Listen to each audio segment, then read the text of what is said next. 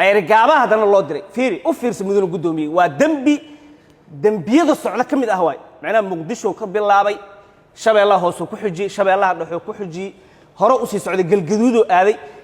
goboladii bariyo aaday goboladii waqooyi hadana ka dhacay horjooga jabhadeed ayaa lagu abaalmariyay u helanaantiisa daadinta dhiigga shacabka darteed waxa uu qabaarito uga soo dagaalamay gobolo badan oo koonfur dhaca Garowe ilaa Hargeysa ayuu sii maray Eyl Bari isagoo ka dagaalamay gacanta ku dhigeen ciidanka maamulka Puntland waa Ciise Cali Xirsi oo shabaabka uga biiray Muqdisho waxa uu tababarkiisii oo ahaa isgaarsiinta ciidanka ku qaatay Diinsoor gobolada Banaadir labada Shabeelle iyo Galgaduud ayuu kooxda uga dagaalamay waxaana loo bedelay gobolka Bari koox Eyl ku dhuumaaleysata ayuu kamid ahaa halkaasi oo lagu qabtay isagoo dagaalamaya 2016 maxkamadda ciidanka qaybta Bari ayaa ku xukuntay dil toogasho ah balse racfaan uu qaatay kadib waxa laga qafiifiyay xukunkii hore xabsiga Boosaaso uu ku jiray ayuu ka baxsaday isagoo dib ugu laabtay argagixisadii ku dhuumaaleysanaysay buuraleyda Calaamadow waxaana mar dambe ciidanka maamulka Soomaaliland ay ka qabteen ceerigaabo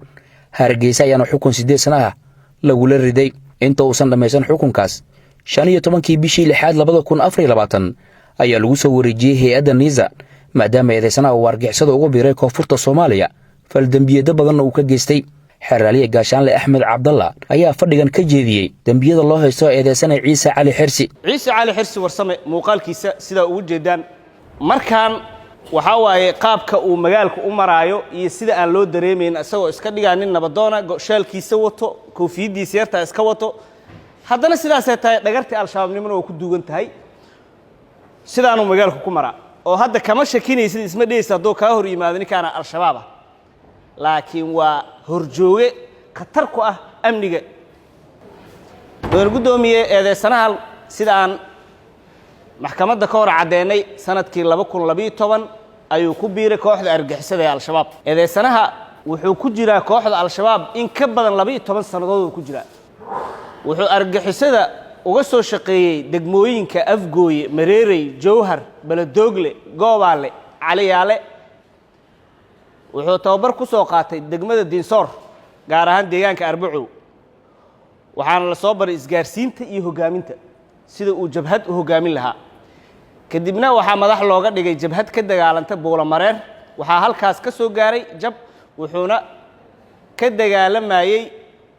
deegaanadaas aan soo sheegnay 2014 ilaa 2016 oo ka dagaalamay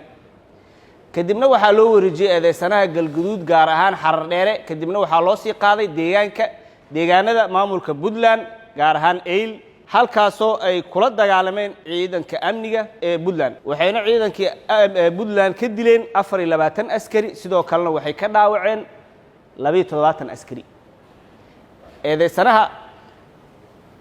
waxa lagu dhigay gacanta isagoo dagaalamayo fal dambiyeedka isagoo gacanta kula jira gacanta lagu dhigay eedeysanaha waxayna maxkamadda ciidamada qalabka sida ku xukuntay dil toogasho sanadkii 2016 xukunkiisii waa soo bandhigi doonaa sanadkii 2018 ayuu dib u eegis qaatay eedeysanaha waxaana lagu xukumay 10 sano oo xabsi ciidan ah sidoo kale maxkamaddu waa soo bandhigi doonaa dib u eegistaas balse eedeysanaha wuxuu ka baxsaday xabsigii lagu xukumay iyo halkii lagu hayay ayuu ka baxsaday taasoo noqonayso fal dambiyeed hor leh fal dambiyeedkii loo haystay ee argagixisada ahaa wuxuu ku darsaday fal dambiyeed kale oo haddana fakasho ah si waafaqsan qodobka 305 xeerka ciqaabta Soomaaliyeed wuxuu ku laabtay buuraleyda Calaamadow sidoo kale xukunsanaha isagoo degmada Ceelgaabo ku dhuumaaleysanaya ayaa waxa qabtay ciidanka amniga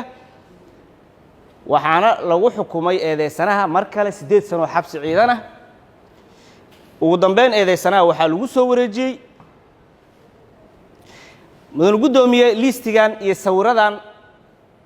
halkan ka muuqdaan waxa waay maxaabiistii eedeysanahan ay isla soo baxsadeen xabsiga Boosaaso ay ka soo wada baxsadeen eelaamaha amniga wali ay ku raad joogan eedeysanahan uu ka mid yahay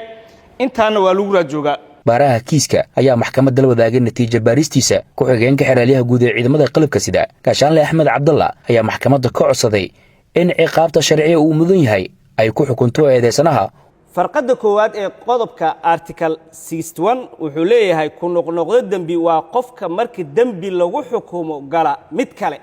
macnaha eedeysana isagoo lagu xukumay dembi faldembiyeed 10 sano ku xukuman ayuu wuxuu galay faldembiyeed kale oo ah ka baxsasho xabsi ama fakasho haddana dib ayuu wuxuu ugu laabtay argagixisada farqada labaad ee isla qodobka article 16 wuxuu leeyahay ku noqnoqosho waxa ay noqonaysaa duruufaha dembiga cusleeya marka dembiga dambe la dabeecad yahay kii hore macnaha dembiga dambe ee eedeysanaha uu galay waa buuraha calmadow inuu galay oo argagixisada uu dib ugu laabtay maxay la mid tahay isla dembiga hore ee argagixisada eedeysanaha loo xukumay marka qodobkan article 61 farqadiisa labaad xarafkiisa ba wuxuu leeyahay marka dembiga dambe la dabeecad yahay kii hore waxay noqonaysaa duruufaha dembiga cusleeya isla xarafka ta wuxuu leeyahay marka dembiga dambe ee uu galay aanay ka soo wareegin 5 sano xukunkii hore ma ka soo wareegato waay kama soo wareegin mudane gudoomiye 2018 ayaa la xukumay eedeysanaha 10 sano lagu xukumay 2021 uu ka baxsaday ma ka soo wareegin dib ay ugu laabtay kooxda argagixisada 5 sano kama soo wareegin sidaas darteed wuxuu ku xadgudbay qodobka 61aad farqadiisa labaad xarafka ta oo 5 sano ayadoo ka soo wareegan ayuu eedeysanahan dib ugu laabtay kooxda argagixisada xarafka ja ee isla qodobkaas wuxuu leeyahay marka dembiga dambe la galay dhexdiisa ama kadib fulinta ciqaabta ama isla waqtiga dhexdiisa kan xukumani si xadgudub ah u hor istaago fulinta ciqaabtii 10 sano lagu xukumay ma fulin 3 sano markaan qaatay kadib aan ka baxsado yiri xabsiga argagixisadana waxay xabsiga u soo weerareen rag asaga uu ka mid yahay dartiis maxkamadda ka hor cadeeyay way cadahay asaga iyo rag la mid ah inay la baxsadaan ay u soo weerareen xabsigaas wayna ku guuleysteen eedeysanaana waa la baxsaday buuraha calmadow la geeyay argagixisadii dib ugu laabtay dib ayuu hadan u soo korsay ceergaabaha hadana loo diray u fiirsa mudane gudoomiye waa dembiyada socda ka mid ah waay macnaha muqdisho ka bilaabay shabeellaha hoos ku xujiyay shabeellaha dhaxo ku xujiyay hore u sii socday galgaduud oo aaday goboladii bariyo aaday goboladii waqooyi hadana ka dhacay eedeysanahan wuxuu halis ku yahay ummadda Soomaaliyeed jiritaankeeda ayuu halis ku yahay cimrigiisa inta ugu badan wuxuu ku qaatay inuu jabhad noqdo argagixisada inuu ka mid noqdo u dagaalamo ummaddan Soomaaliyeed uu laayo qiraalkiisa wuxuu ku cadeeyay in 72 askari uu dhaawacay 24 askarina ay dileen u fiirsan mudane gudoomiye da'da uu jiro iyo faldambiyadii uu galay isma laha halkii laga rabay inuu eedeysanahan hadda cibaadeysto oo toobada uu dhawaado balse horey ayuu u sii socdaa mudane gudoomiye waxaan maxkamadda hor keenay cadeymo ku filan eedeysanahan inuu faldambiyeedkan galay sababtoo maxkamadda waxaan hor keenay xukunadii ay xukumeen maxkamaddii darajada koowaad iyo maxkamaddii sare sidoo kale inuu gobolada waqooyi faldambiyeedii ka soo geystay oo la xukumay maxkamadda ayaan ka hor cadeynay baarikiiska maxkamadda ayaan hor keenay eedeysanahan wuxuu qatar ku yahay ummadda Soomaaliyeed oo qatar ku yahay waxaan maxkamadda sharafta leh si xushmad looga codsanayaa marka bacdama eedeysanahani uusan ka toobad keenin faldambiyeedkii koowaad ee argagixisada ugu biiray sanadii 2012 asagoo faldambiyeedkaas geysanayana ay qabteen laamaha amniga lagu xukumay xukunkiina uu dhameysano waardiyihii xabsiga ku waardiyeynay uu dilay haddana dib ugu laabtay argagixisada haddana la soo qabtay asagoo kooxda argagixisada weli ku jiro waxay halkaas cadeynaysaa in eedeysanahan uu halis yahay aan lagu sii dhaxdeyn karin bulshada Soomaaliyeed kama laabanayba kama tanaasulayba argagixisanimada saa darteed bacdama ay ku cadahay eedda aan ku soo eedeynay eedeysanahan isla markaana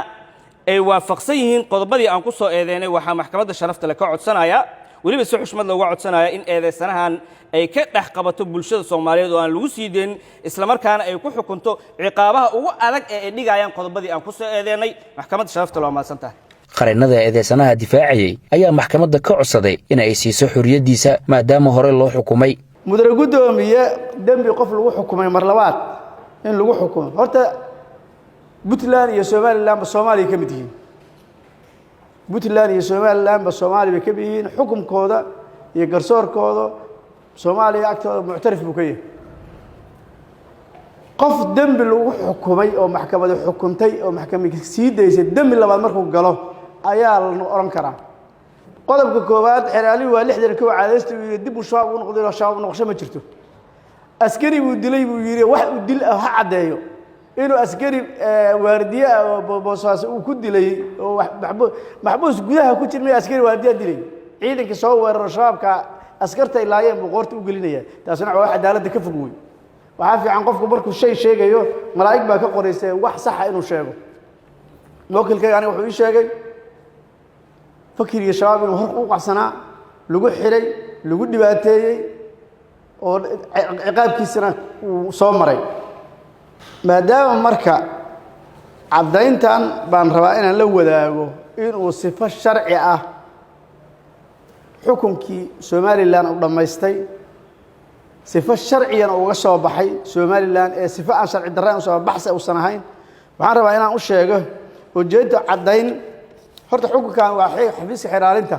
xukunku maxkamadda kaga codsanayay asaga saddex dikalaatood in la masaafuriyo maadaama xukunku ay dhameysteen maxkamadda u dhiibaya waa kood taas waa qad sug hal mar wada dhiibisay taana waxaan ku cadeynaynaa waxa weeye in la damiintay oo odayaashaas ay damiinteen asaga shakhsiyan oo damiin ilaan qofka hadii la xukumo damiin buu baahay asaga si gooniyaha loo damiintay lama masaafurin markii dambe oo diyaaradda la soo saarayeen mar labaad waxa la cadeynayay la socodsiin in wadanka baxayo bixitaan hay'adaha sharciga ayadana in la ogeysiiyay isma lahayn muwakkilkaygu maadaama xukunka aad dhameysatay ciidan baa ku qabsanaysa ma waslahayn way fikri shabaabna uu ka tanasulay oo maxaan ku sheegay kadibna waa la xukumay mar labaad baa la xukumay asoon shabaab ahayn baa la xukumay xukunkan dambe oo ku dhacaya shabaab ma ahayn shabaabku waa fikrigaas sida uu garsooriyo hore oo qiraal ka qoro uu sheegay inuu ka dhaartay inuu dib ugu noqonayo baa dhab ah waxa xafiiska xiraanta hadda soo gudbay ama baaru sheegay wuxuu asagu sheegay wax ka baxsan maysan keenin wixii asagu uu sheegay bay sheegeen wax ka baxsan ma sheegin laakiin wuxuu asagu sheegay qayb qariyeen qaybta asaga intifaacis anfacaysay bay ka reebeen oo maxkamadda lagu keeneen qaybta asaga dhibaysa bay sheegay taariikhdiisu ka sheegay run buu ka sheegay maadaama marka uu run sheegay xukunkiina uu dhameystay dambi kale uu san gelin asid nabadgelyo airportka Hargeysa uga soo baxay si nabadgelyo airportka ugu yimid mar labaad in la xiro ayaa u dhib maxkamaddu dhib warada cadeemaan u dhib inaan usas dhuumashan iyo dhibaatana uu ka haynin wadanka dib damana dib u soo gelin baa daliil u tahay waxaan anoo soo gaabinaya khulaasaynaya maxkamadda hafirsa qodobka 8aad ee xeerka ciqaabta Soomaaliyeed masuur gal ma aha ninka kani mar labaad dambi ciqaabkiisi soo dhameysay asoo dambi kale u san gelinin mar labaad inuu soo maxkamadeeyo waxa maxkamadda sharafta la ka codsanaya si waafaqsan 112 inay 112